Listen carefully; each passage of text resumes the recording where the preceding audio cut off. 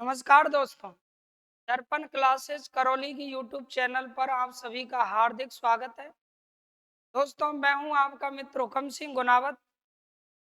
Rajasthan GK में कला संस्कृति वाली सीरीज चल रही है। दोस्तों, कला संस्कृति जो पशु परिचर, रीट अध्यापक भर्ती, सेकंड ग्रेड अध्यापक भर्ती, थर्ड ग्रेड फर्स्ट ग्रेड अध्यापक भर्ती और अन्य राजस्थान पुलिस जैसी तमाम राजस्थान जीके से जुड़ी हुई प्रतियोगी परीक्षाओं के लिए बहुत बहुत इम्पोर्टेंट सीरीज है। एक एक चैप्टर को हम क्रमबद्ध तरीके से यूट्यूब पर बिना किसी शुल्क के आप लोगों को दे रहे हैं दोस्तों। इसलिए यहाँ दर्पण क्लासेस करौली यूट्यूब चैनल को सब्सक्राइब कर लीजिए। केवल वीडियो देख करके ना छोड़ें, ताकि आने वाली प्रत्येक वीडियो का नोटिफिकेशन सबसे पहले आपके मोबाइल पर पहुंचे। मित्रों, राजस्थान जीके में चित्रकला चित्रकला वाला चैप्टर अपना चल रहा है। चित्रकला में सबसे पहले हमने चित्रकला की सामान्य जानकारी, उसके बाद में चित्रकला का विभाजन विभाजन करके 4 पार्टों में चित्रकला को डिवाइड किया। फिर एक एक पार्ट को हमने पढ़ना स्टार्ट किया। सबसे पहले मेवाड़ चित्रशैली पढ़ी। मेवाड़ चित्रशैली के बाद उसके अंतर्गत आने वाली शैलियां, जैसे कि नाथ द्वारा, देवगढ़, चावंड इत्यादि आप पढ़ चुके हैं। उसके बाद में दोस्तों मारवाड़ चित्रशैली आपको पढ़ाई गई थी। मारवाड़ चित्रशैली में मैंने आपको पढ़ाया मारवाड़ चित्रशैली और उसकी उपशैलियां उसके अंतर्गत जो आती हैं, जैसे कि बीकानेर चित्रशैली, किशनगढ़ चित्रशैली, जैसलमेर चित्रशैली, नागौर चित्रशैली और अजमेर चित्रशैली। उसके बाद में दोस्तों ढूंढाड़ क्षेत्र की चित्रशैली हम पढ़ रहे हैं। और ढूंढाड़ क्षेत्र की चित्रशैलियों में यानी आमेर और जयपुर चित्रशैली, ये मैं पढ़ा चुका हूं। आज हम ढूंढाड़ क्षेत्र की चित्रशैलियों में जो भी शेष चित्रशैली बची हुई हैं, जैसे कि अलवर चित्रशैली, और उसके बाद में शेखावाटी चित्रशैली, पुनियारा चित्रशैली, इन चित्रशैलियों की दोस्तों करेंगे चर्चा। तो आइए स्टार्ट करते हैं पढ़ना चित्रशैलियों को लेके। तो देखिए दोस्तों, ये एक एक चित्रशैली को हम पढ़ रहे हैं। यानी ये हम पढ़ेंगे अब अलवर चित्रशैली। कौन सी चित्रशैली दोस्तों? अलवर चित्रशैली। ये चित्रशैली आप पढ़ रहे हैं अलवर अलवर चित्र अलवर चित्र शैली। दोस्तों, अलवर चित्र शैली आज हम पढ़ेंगे। और अलवर चित्र शैली, आपको पता है कि अलवर चित्र शैली जो है वो किस चित्र शैली की उपशैली है, यानी किसके अंतर्गत आती है? तो ये ढूंढाड़ चित्र शैली के ही अंतर्गत आती है। तो ये चित्र शैली दोस्तों हम पढ़ रहे हैं अलवर चित्र शैली। अब इस चित्र शैली में याद रखें, जो अलवर चित्र शैली है उसमें किस किस प्रकार से क्या क्या विशेषताएं हैं उसकी, जो हमें पढ़नी है। तो आइए उनकी करते हैं चर्चा। अलवर चित्र शैली की तमाम विशेषताओं की किस तरह से ये हमें याद रखनी है, और क्या क्या अलवर चित्र शैली की दोस्तों विशेषताएं, अलवर चित्र शैली को लेके क्या क्या सवाल बन सकते हैं, तो उन तमाम सवालों की दोस्तों क्या करेंगे, चर्चा करेंगे। तो ये इस तरह से ये हम पढ़ रहे हैं क्या, अलवर चित्र शैली। ठीक, यानी अलवर चित्र शैली हम पढ़ने जा रहे हैं। अलवर चित्र शैली में याद रखें, सबसे पहले दोस्तों नंबर एक यहाँ एक पार्ट हम पढ़ेंगे इस चित्र शैली की प्रमुख क्या विशेषताएं। उसके बाद में इस चित्र शैली के दोस्तों पढ़ेंगे प्रमुख किनको, चित्रकारों को पढ़ेंगे। और उसके बाद में ये जो चित्र शैली है, इस चित्र शैली का विकास किस किस राजा के समय हुआ, किस तरह हुआ, यहाँ पढ़ेंगे। जैसे कि एक राजा के बाद में फिर सेकंड राजा जिनके काल में ये विकास हुआ, और फिर इसके बाद में ये थर्ड नंबर के शासक।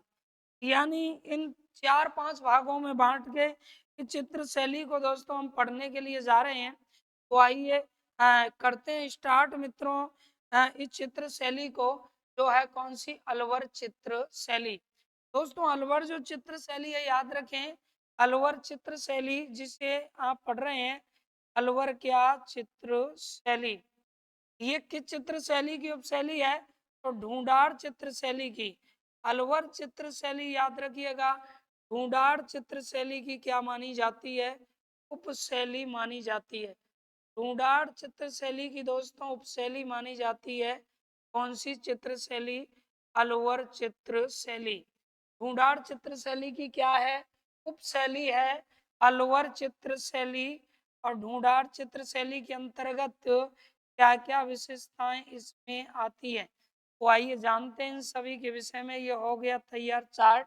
अब इस चार्ट के माध्यम से हम इस चित्र शैली की तमाम बातों को पढ़ेंगे।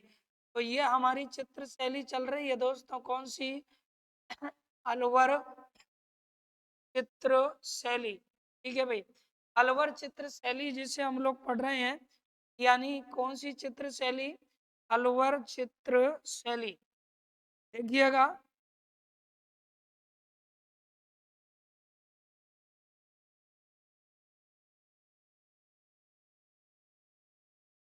इस तरह से, एक मिनट, ये अलवर चित्र शैली दोस्तों हम पढ़ रहे हैं। अब स्टार्ट करते हैं अलवर चित्र शैली को। तो अलवर चित्र शैली को लेके क्या क्या सवाल बन सकते हैं, तो सबसे पहले सवाल की दोस्तों करते हैं चर्चा। अलवर चित्र शैली को लेकर के जो सवाल बनेंगे, तो सबसे पहले हम पढ़ेंगे अलवर जो चित्र शैली है, इस चित्र शैली की याद रखना दोस्तों प्रमुख विशेषता क्या क्या है। यानी अलवर चित्र शैली की प्रमुख क्या पढ़ेंगे यहाँ, वो विशेषताएं पढ़ने वाले हैं।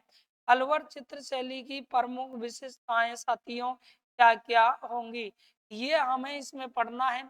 अलवर चित्र शैली की विशेषताएं, तो अलवर चित्र शैली की क्या क्या विशेषताएं हैं, देखते हैं अलवर चित्र शैली की विशेषताओं को।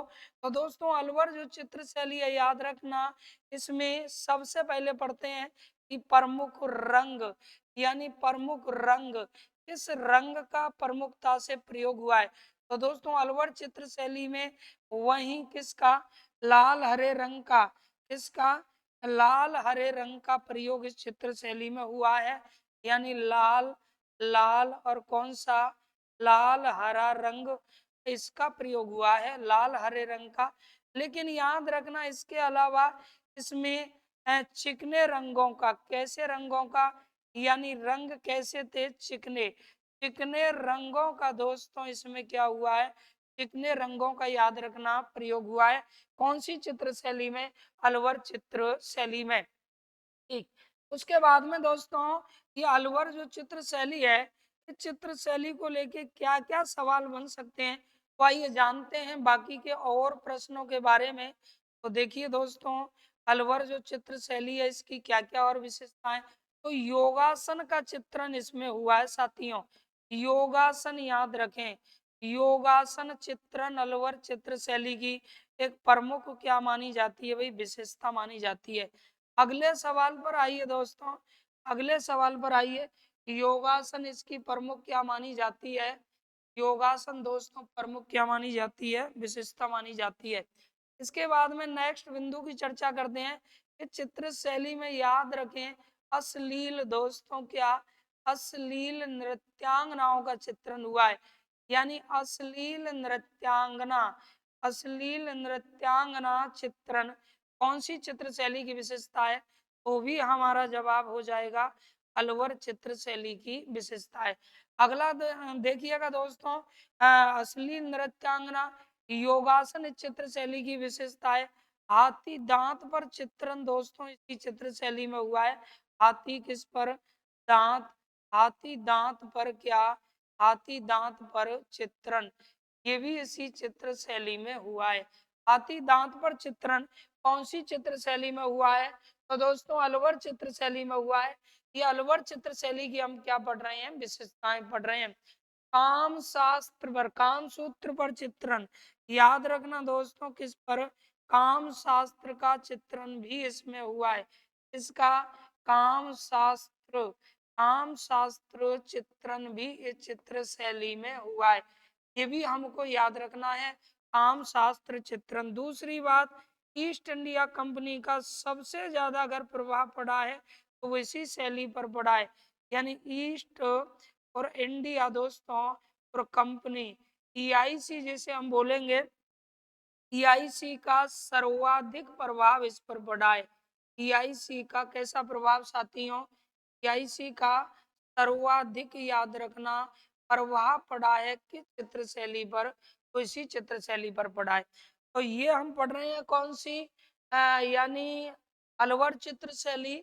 और जो अलवर चित्र शैली है दोस्तों, इसमें ये बातें आपको याद रखनी है। इसके बाद में आते हैं नेक्स्ट पॉइंट पर। के बाद नेक्स्ट पॉइंट पर आते हैं दोस्तों, ये अलवर चित्र शैली में अगली और क्या क्या विशेषताएं हैं, तो आइए जानते हैं उनको। अगला हम पढ़ेंगे अलवर जो चित्र शैली है, इस चित्र शैली के साथियों प्रमुख चित्रकार कौन कौन से हैं। यानी अलवर चित्र शैली के प्रमुख चित्रकार कौन कौन से हैं, प्रमुख चित्रकार कौन कौन से हैं, तो यहाँ जानते हैं। प्रमुख किनको? चित्रकारों को। अलवर चित्र शैली के प्रमुख कौन दोस्तों? चित्रकार। ठीक है भाई, तो प्रमुख चित्रकारों को पढ़ते हैं। अब प्रमुख चित्रकारों में देखिए किन किन चित्रकारों को हमें पढ़ना है, कौन कौन से प्रमुख वो चित्रकार हैं, कौन कौन से प्रमुख चित्रकार हैं। तो दोस्तों चित्रकारों में इस तरह हमें याद रखने हैं। नंबर 1, यहाँ अपने चित्रकार हो जाएंगे। इस तरह से याद रख लें आप, जैसे किसी ने कहा है कि राम गोपाल, इस तरह से याद रखना दोस्तों। ऐसे राम, ऐसे याद रखना है आपको क्या? इस चित्र शैली में, एक मिनट, यहाँ हम याद रखेंगे ऐसे कि छोटे की, दोस्तों याद रखना है छोटे, यानी छोटे की क्या? ननंद, छोटे की ननंद। और बलदेव की क्या थी? छोटे की नंद। बलदेव की कौन? साली। छोटे की नंद और बलदेव की क्या? साली। कौन? जमुना। जमुना क्या हो गई सर? गुम गई। क्या हो गई? गुम गई। इस तरह से आप चित्रकारों को याद रख सकते हैं। यानी छोटे की नंद और बलदेव की साली जमुना गुम गई। छोटे की नंद बलदेव की साली कौन गुम गई? जमुना गुम गई दोस्तों। ऐसे याद रखिए, छोटे की नंद बलदेव की साली जमुना गुम गई। 3-4 बार रिपीट करोगे आराम से याद होगा। छोटे की नंद बलदेव की साली कौन गुम गई? कौन गुम गई? जमुना गुम गई। यहाँ छोटे है ना, छोटे की नंद बलदेव की साली जमुना गुम गई। अब इस तरह से एक एक चित्रकार को हम निकालेंगे। छोटे यानी इससे बना दोस्तों क्या? छोटे लाल। चित्रकार का नाम क्या हो गया सर? छोटे लाल हो गया। सेकंड नंबर पे आइएगा आप, छोटे की नंद, नंद से हो गया आपका नंदलाल या नंदराम, यह आपका चित्रकार हो गया नंदराम या नंदलाल। तीसरे नंबर पर आइए बलदेव, इससे हो गया बलदेव, बलदेव से क्या बना? बलदेव बन गया। अगला चित्रकार देखें आप, साली, साली से बन गया सालिग्राम। क्या बन गया? सालिग्राम। ये दोस्तों चित्रकार हो गए। के बाद में अगले पॉइंट पे आइए, जमुना। जमुना से चित्रकार बने कौन? जमुना दास। ये चित्रकार हो गए दोस्तों कौन? जमुना दास। 6वें नंबर पे देखें गु, ये हो गया अपना कौन सा? गु। तो गु से चित्रकार हो गए कौन से? यानी गुलाम अली दोस्तों। कौन? गुलाम अली। याद रखें ये चित्रकार हो गए कौन? गुलाम अली। तो इस तरह से इन चित्रकारों से फिर उसमें कई चित्रकारों के नाम आते हैं, तो एक दो नाम भी अगर याद रहते हैं तो हम आराम से पकड़ सकते हैं। तो ये याद रखना, छोटे की नंद बलदेव की साली जमुना गुम गई। और दोस्तों इस तरह से चित्रकारों के नाम से हम आराम से इसे कवर कर सकते हैं। छोटे से छोटे लाल, नंद से नंदलाल, बलदेव से बलदेव, और फिर साली से सालीग्राम हो गया, जमुना से जमुना दास हो गया, और दोस्तों गुम यानी गुलाम अली हो गया। गुलाम अली हो गया, है ना? कौन हो गया? गुलाम अली हो गया, याद रखें। तो इस तरह से हमें ये याद रखने हैं। इसके बाद में फिर इसमें गु, अब मैं था, मैं से याद रखें क्या हो जाएगा, तो मूल चंद हो जाएगा दोस्तों। क्या हो जाएगा, मूल चंद एक नाम हो जाएगा। तो ये हमें याद रखने हैं। तो देखिए ये आप पढ़ रहे थे अलवर चित्र शैली। अब इसमें दो कंसेप्ट हमने क्लियर किए हैं। आइए दोस्तों तीसरे बिंदु पर चर्चा करते हैं। और तीसरा जो बिंदु हमारा है, तीसरा जो दोस्तों बिंदु होगा, वो तीसरा बिंदु होगा कौन सा, तीसरा बिंदु यहाँ नोट करते हैं साथियों, तीसरा वाला पॉइंट। और तीसरे बिंदु में हम लेंगे एक एक शासक को, यानी एक एक शासक को लेंगे जिनके समय में इस चित्र शैली का क्या हुआ, विकास। तो सबसे पहले दोस्तों यहाँ लेते हैं प्रताप सिंह, यानी राजा हुए मित्रों कौन, प्रताप सिंह। याद रखें महाराजा प्रताप सिंह है ना, कौन हुए, महाराजा प्रताप सिंह। एक मिनट, महाराजा कौन हुए, महाराजा, यहाँ शासक हुए महाराजा, महाराजा दोस्तों कौन, प्रताप सिंह। एक ये शासक हुए महाराजा प्रताप सिंह। अब देखते हैं महाराजा प्रताप सिंह के समय में क्या क्या हुआ इस चित्र शैली में। तो दोस्तों अलवर जो चित्र शैली है, इस चित्र शैली की शुरुआत जो हुई है, याद रखें अलवर चित्र शैली की शुरुआत इन्हीं के समय हुई है। अलवर चित्र शैली की शुरुआत, यानी इस चित्र शैली की शुरुआत की अगर हम बात करें, तो शुरुआत इन्हीं के, शुरुआत किनके काल में हुई है दोस्तों, इन्हीं के काल में, इन्हीं के काल में हुई, इन्हीं के काल में हुई। ठीक है भाई, इनके काल में शुरुआत हुई है, तो इन्हीं के काल में शुरुआत हुई है। दूसरी बात सुनिएगा, ये जो चित्र शैली है वो इनके समय में अस्तित्व में आई है।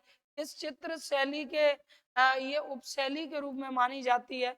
तो ये उपशैली मानी जाती है किसकी, इस चित्र शैली की ये उपशैली मानी जाती है। तो ढूंढाड़ शैली की दोस्तों, इस ढूंढाड़ शैली की क्या मानी जाएगी, उपशैली मानी जाती है।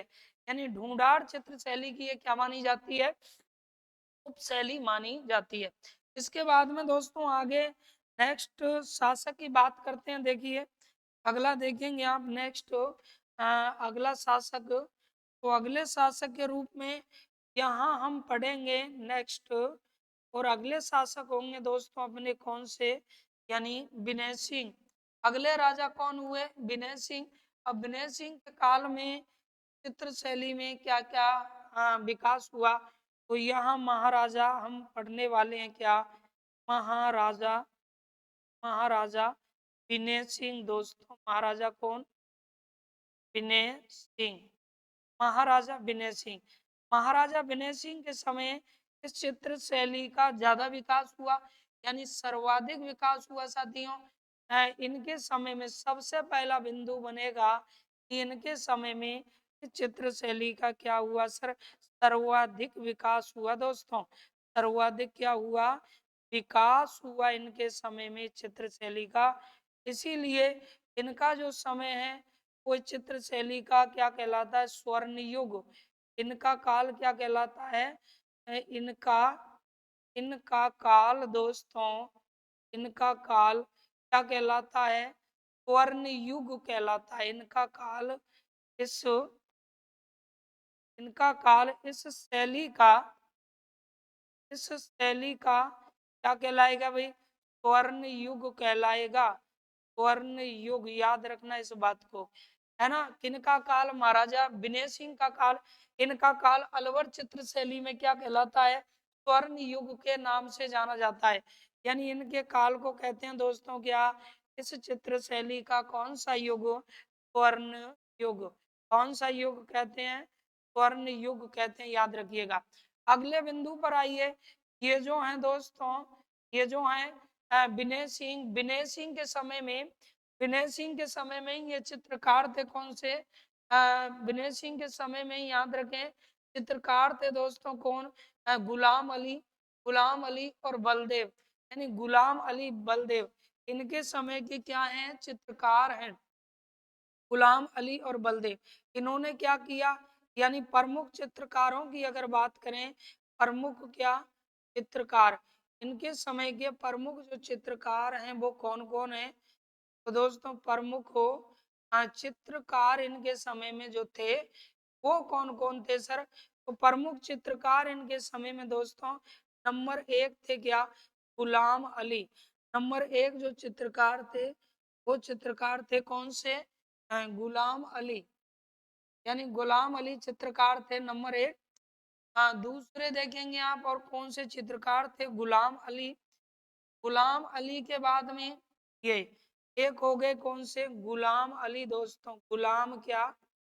गुलाम अली, एक ये चित्रकार थे इनके समय में। दूसरे चित्रकार देखिएगा, अगले सेकंड नंबर पे चित्रकार थे कौन? बलदेव। साथियों कौन से चित्रकार थे? बलदेव। यानी दोनों ही इनके समय के क्या हैं? प्रमुख चित्रकार हैं। और इन्हीं चित्रकारों के द्वारा याद रखें, ये जो इनके समय के क्या हैं? प्रमुख चित्रकार हैं। तो इन्हीं चित्रकारों के द्वारा क्या किया गया दोस्तों? इनके द्वारा ये जो चित्रकार हैं इन्हीं के द्वारा याद रखें जो शेख सादी का एक ग्रंथ है। शेख सादी की दोस्तों एक रचना है, इस रचना का नाम क्या है? गुलिस्तान। गुलिस्तान जो रचना है, कहते हैं कि हीरे जवाहरातों की स्याही से वो रचना लिखी गई थी और उस रचना की पांडुलिपि पर इन्होंने चित्र बनाए थे। यानी इन्होंने, याद रखना, दोनों ने क्या किया? इन्होंने, ये जो चित्रकार है इन्होंने गुलिस्तान, गुलिस्तान क्या है दोस्तों? एक रचना है। इन्होंने गुलिस्तान, गुलिस्तान है ना ये, गुलिस्तान की किस पर? पांडुलिपि दोस्तों, गुलिस्तान की पांडुलिपि का क्या किया? चित्रण किया। याद रखें, गुलिस्तान की पांडुलिपि का क्या किया दोस्तों?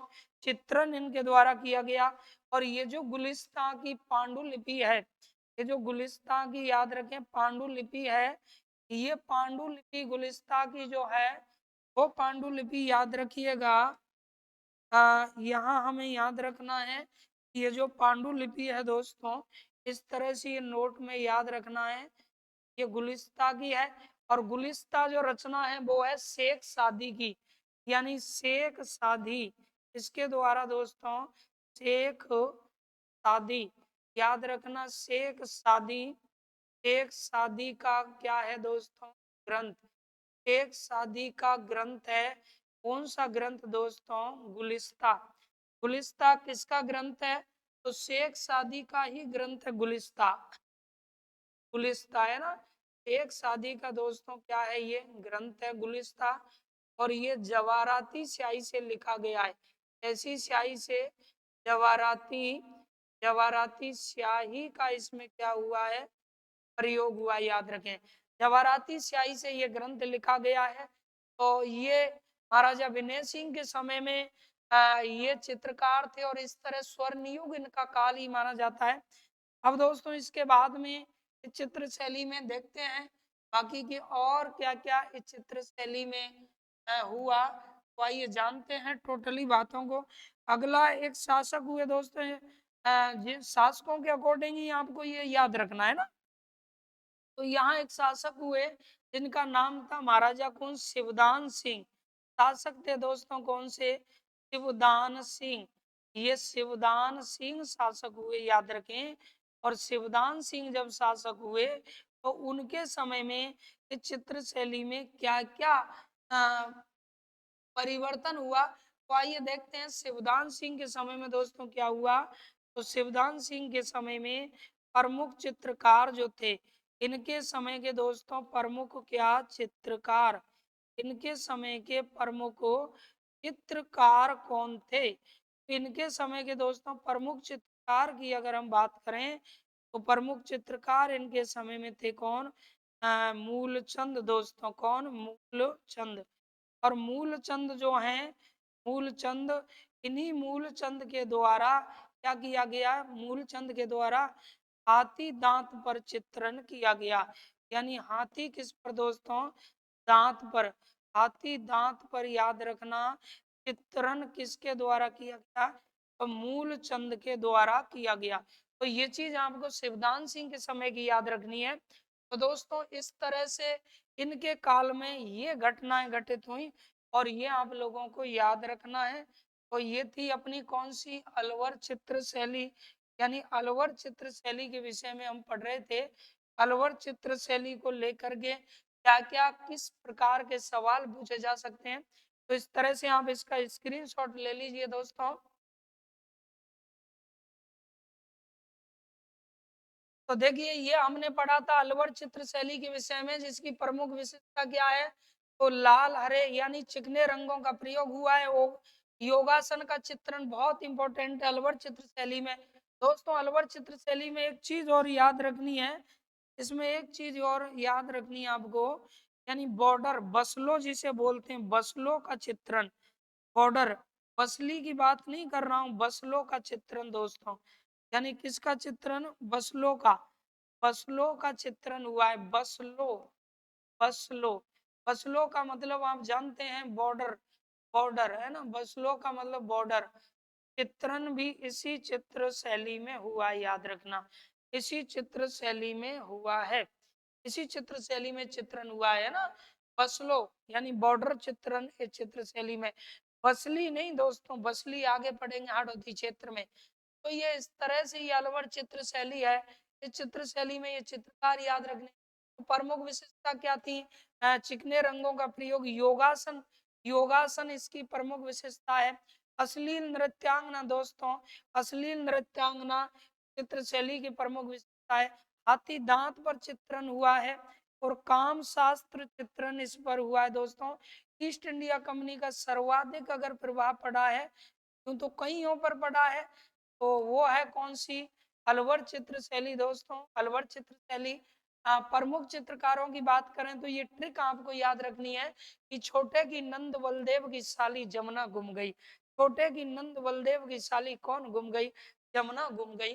तो छोटे से हो गया छोटे लाल, नंद से नंद लाल, बलदेव से बलदेव, साली से सालीग्राम, जमुना से जमुना दास, और गु से हो गया गुलाम अली, और मैं से बना मूलचंद। इस तरह से मूलचंद। लेकिन लालचंद पूछा जाए तो दोस्तों लालचंद जयपुर शैली के चित्रकार हैं।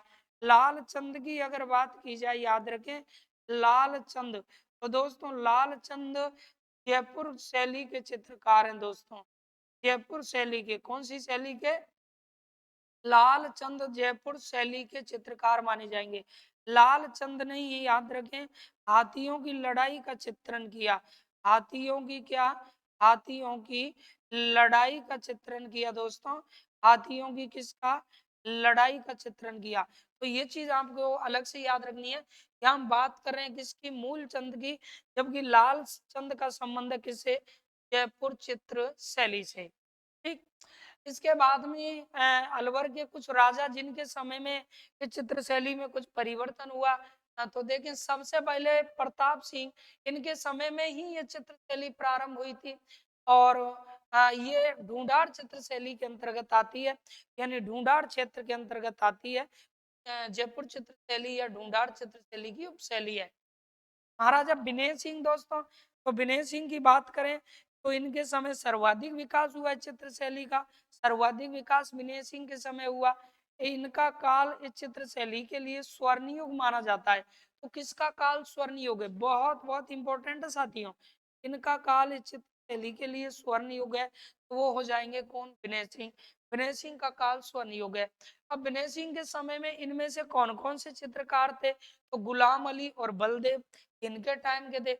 इन्होंने गुलिस्ता पांडु लिपि, दोस्तों यहाँ पांडु एक लिपि करना है, गुलिस्ता याद रखें क्या, ये करना है पांडु लिपि। देखो अभी ये मैं हूँ, हाँ इन्होंने गुलिस्ता की पांडु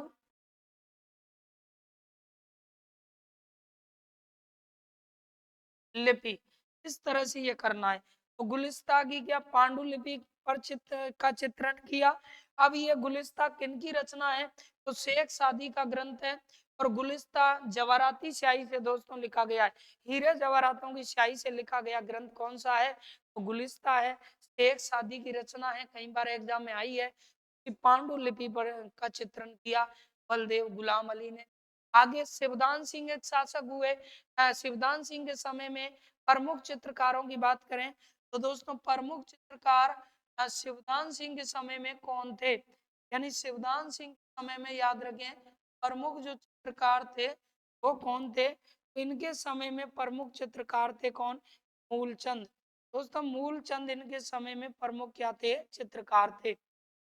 उन्होंने हाथी दांत पर चित्रण किया है, किसने, मूलचंद ने।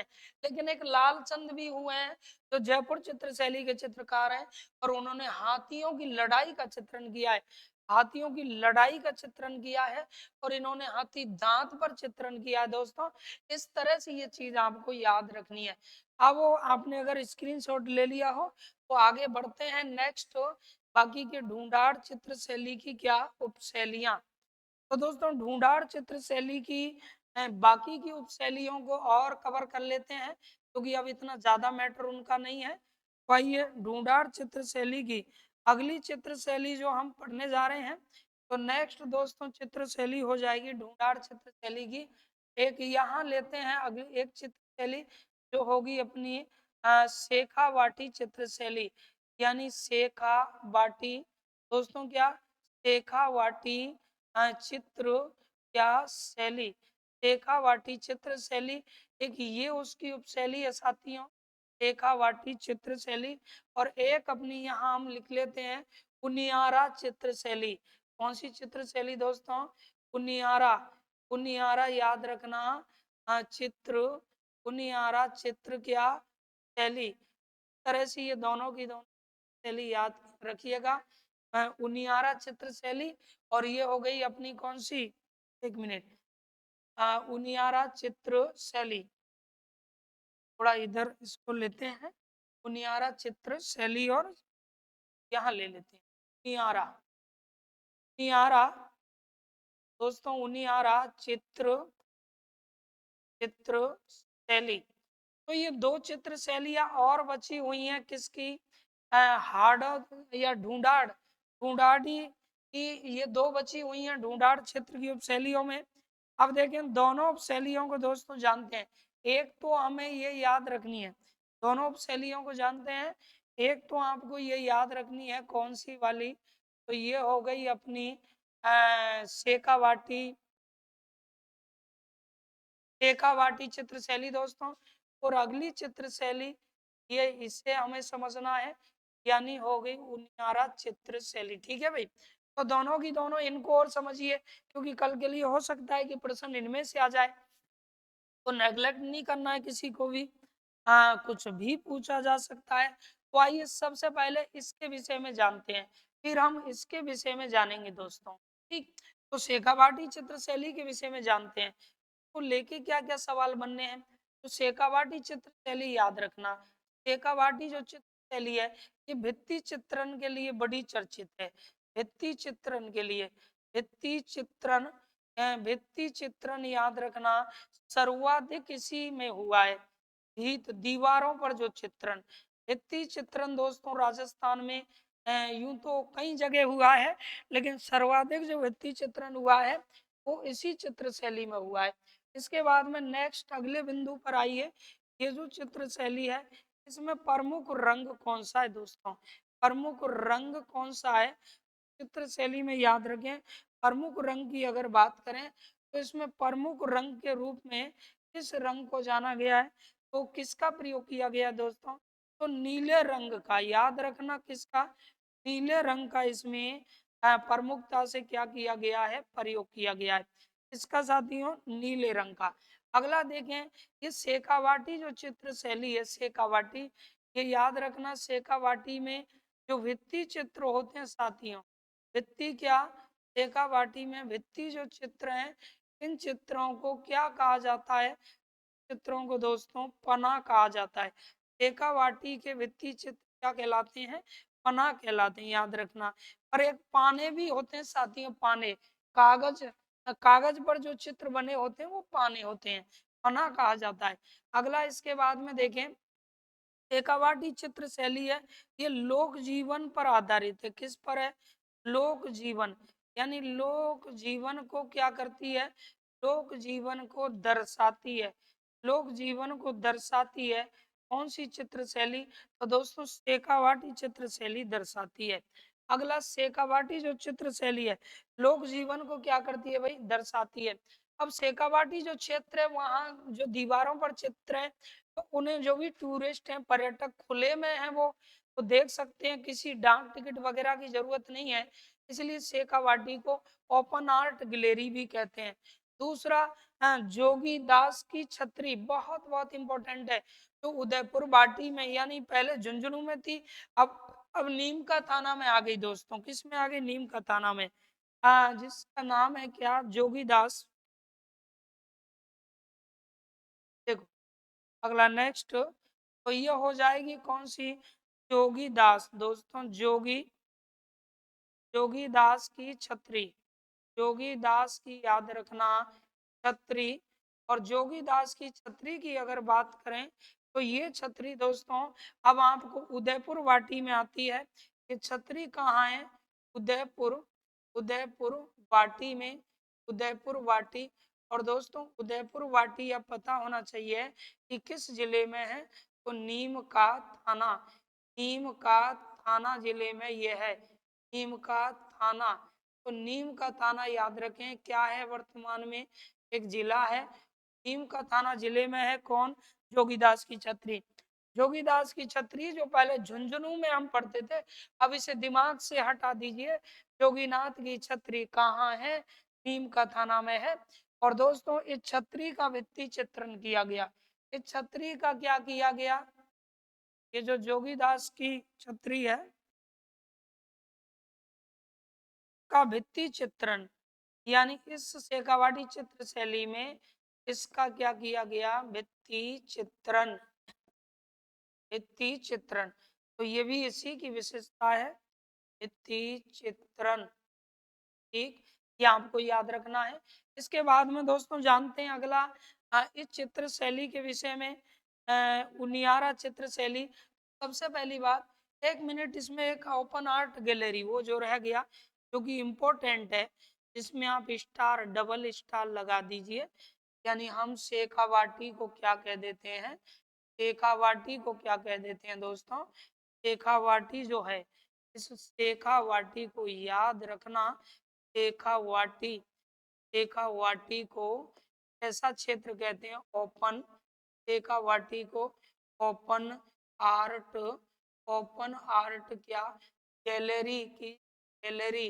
यानी यहाँ के भित्ति चित्रों को आप आराम से ओपन आर्ट गैलरी इनको कहते हैं, शेखावाटी के भित्ति चित्रों को कहते हैं। इन्हें आप बिना टिकट के आराम से कैसे भी देख सकते हैं। तो देखिए शेखावाटी ओपन आर्ट गैलरी है। उनियारा चित्र शैली याद रखना दोस्तों। सबसे पहली बात तो इसे ट्रॉक चित्र शैली भी कहते हैं। इसे क्या? ट्रॉक शैली, उनियारा चित्र शैली को ही ट्रॉक शैली भी, ट्रॉक शैली भी कहा जाता है दोस्तों। ट्रॉक शैली भी कहा जाता है। इस चित्र शैली को कहा जाता है तो उनियारा चित्र शैली को कहा जाता है। इसके बाद में अगले सवाल पर आइए। उनियारा चित्र शैली जो है, इस चित्र शैली में इस चित्र शैली में जयपुर और बूंदी शैली का प्रभाव पड़ा है। तो किस किस चित्र शैली का इस पर प्रभाव पड़ा है? तो दोस्तों प्रभाव पड़ा है इस पर किसका? जयपुर शैली, एक जयपुर शैली का इस पर प्रभाव पड़ा है। प्लस उसके बाद में बूंदी शैली का साथियों क्या पड़ा है? बूंदी शैली का क्या पड़ा है? प्रभाव इस पर पड़ा है। तो इस तरह इन दोनों चित्र शैलियों का इस पर क्या पड़ा है? प्रभाव पड़ा है। अगला देखेंगे आप नेक्स्ट, इस चित्र शैली की एक बहुत बड़ी विशेषता है और वो ये है कि इसमें ये जो चित्र शैली है दोस्तों, इसमें किसके?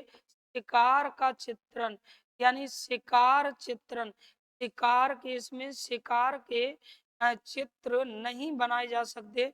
चित्र बनाने पर, इस चित्र शैली में शिकार के चित्र बनाने पर क्या लगा दिया गया? प्रतिबंध। शिकार के चित्र बनाने पर क्या प्रतिबंध लगा है?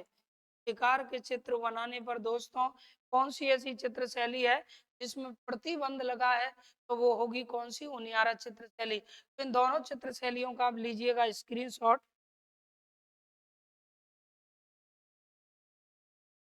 तो देखिए दोस्तों, अब आगे ये चित्र शैली हमने पढ़ी है आज, यानी ढूंढाड़ क्षेत्र की जो चित्र शैलियां बची थी उन्हें हमने कवर किया है। तो पूरा का पूरा ऊपर से नीचे तक आइए एक बार करते हैं रिपीट, यानी क्या क्या हमने इन चित्र शैलियों के विषय में पढ़ा है। तो दोस्तों ये जो चित्र शैली है,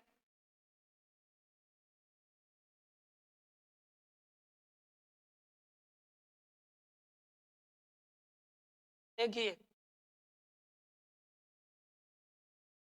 यानी अलवर चित्र शैली हमने पढ़ी थी, और अलवर चित्र शैली को लेके ये तमाम प्रश्न थे।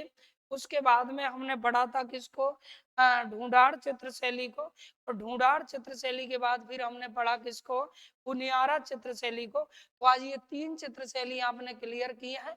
अलवर चित्र शैली, उसके बाद में अलवर के बाद में दोस्तों ढूंढा ओ सॉरी शेखावाटी को हमने पढ़ा, शेखावाटी चित्र शैली, ढूंढा नहीं शेखावाटी है ना, शेखावाटी चित्र शैली, और फिर उनियारा चित्र शैली। इन तीनों को हमने पढ़ा है। एक एक बिंदु को आप अच्छे से क्लियर करते चलिएगा। अब एक पार्ट और इसमें बच्चा है हाडोती वाला, यानी बूंदी चित्र शैली, और एक हो जाएगी कौन सी, कोटा चित्र शैली। और दोस्तों अगली क्लास में इन दोनों चित्र शैलियों को हम क्लियर करेंगे, हमारा ये चैप्टर पूरा हो जाएगा। लास्ट में कुछ प्रमुख बिंदु आपको इसके बताए जाएंगे, वस्तुनिष्ठ प्रश्न आपको इसके बताए जाएंगे, कितने प्रमुख सवाल इसमें से बन सकते हैं। तो इसी तरह से जुड़े रहिए दर्पण क्लासेज करौली के इस यूट्यूब चैनल पर। मिलते हैं साथियों अगली क्लास में, तब तक के लिए नमस्कार, जय हिंद, जय भारत।